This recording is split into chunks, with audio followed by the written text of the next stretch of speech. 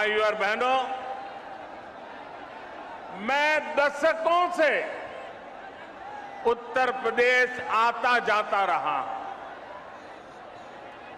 UP के आशीर्वाद से पिछले 8 साल से देश का प्रधान सेवक के रूप में कार्य करने का आप सबने जिम्मा दिया है।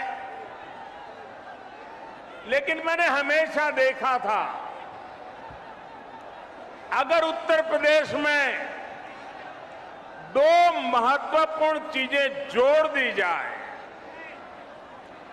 उसकी कमी को अगर पूरा कर दिया जाए, तो उत्तर प्रदेश चुनौतियों को चुनौती देने की बहुत बड़ी ताकत के साथ खड़ा हो जाएगा। पहला मुद्दा था यहां की खराब कानून व्यवस्था। जब मैं पहले की बात कर रहा हूं, क्या हाल था आप जानते हैं। और दूसरी हालत थी हर प्रकार से खराब कनेक्टिविटी। आज उत्तर प्रदेश के लोगों ने मिलकर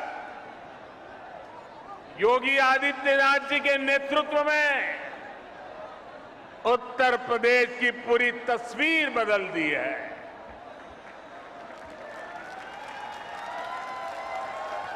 योगी जी के नेतृत्व वाली सरकार में कानून व्यवस्था भी सुधरी है और कनेक्टिविटी भी तेज से सुधर रही है। आजादी के बाद के 7 दशकों में यूपी में यातायात के आधुनिक साधनों के लिए जितना काम हुआ, उससे ज्यादा काम आज हो रहा है। मैं आपसे पूछ रहा हूं, हो रहा है कि नहीं हो रहा है? हो रहा है कि नहीं हो रहा है? आंखों के सामने दिख रहा है कि नहीं दिख रहा है? बुंदेलखंड एक्सप्रेसवे से चित्रकूट से दिल्ली की दूरी करीब 3-4 घंटे कम हुई है, लेकिन इसका लाभ इससे भी कई गुना ज्यादा है।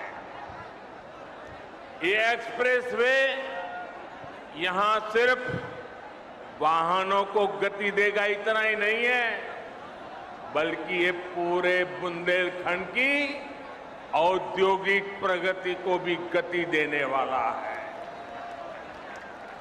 इसके दोनों तरफ, इस एक्सप्रेस हाईवे के दोनों तरफ अनेक उद्योग स्थापित होने वाले हैं। यहां भंडारण की सुविधाएं, कोल्ड स्टोरेज की सुविधाएं बनने वाली है। बुंदेलखंड एक्सप्रेसवे की वजह से इस क्षेत्र में कृषि आधारित उद्योग लगाने बहुत आसान हो जाएंगे। खेत में पैदा होने वाली उपज को नए बाजारों में पहुंचाना आसान होगा। बुंदेलखंड में बन रहे डिफेंस कॉरिडोर को भी इससे बहुत मदद मिलेगी। यानी ये एक्सप्रेसवे बुंदेलखंड के कोने कोने को विकास, स्वरोजगार और नए अवसरों भी जोड़ने वाला है।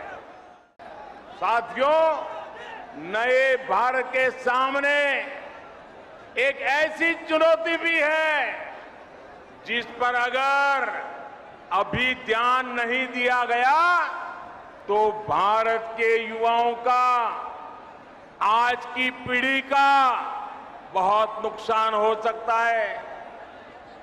आपका आज गुमराह हो जाएगा और आपकी आने वाली कल अंधेरे में सिमट जाएगी। दोस्तों, इसलिए अभी से जागना जरूरी है।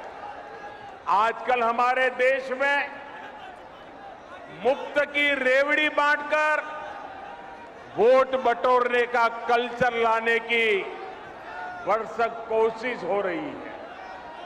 ये रेवड़ी कल्चर देश के विकास के लिए बहुत घातक है। इस रेवड़ी कल्चर से देश के लोगों को और खास करके मेरे युवाओं को बहुत सावधान रहने की जरूरत है। रेवड़ी कल्चर वाले कभी आपके लिए नए एक्सप्रेसवे नहीं बनाएंगे, नए एयरपोर्ट या डिफेंस कॉरिडोर नहीं बनवाएंगे। रेवड़ी कल्चर वालों को लगता है कि जनता जनार्दन को मुफ्त की रेवड़ी बांटकर उन्हें खरीद लेंगे। हमें मिलकर उनकी सोच को हराना है। रेवड़ी कल्चर को देश की राजनीति से हटाना है।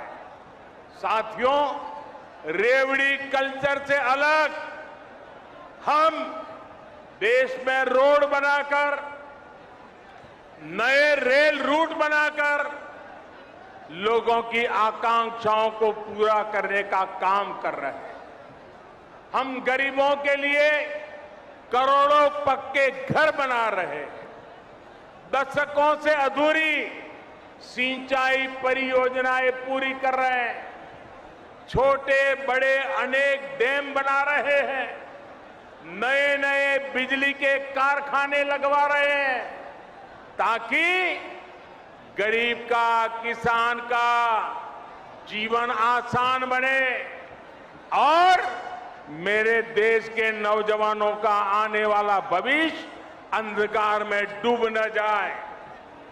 साथियों, इस काम में मेहनत पड़ती है, दिन रात खटना पड़ता है, खुद को जनता की सेवा के लिए समर्पित करना होता है। मुझे खुशी है कि देश में जहां भी हमारी डबल इंजन की सरकार है, वो विकास के लिए इतनी मेहनत कर रही है।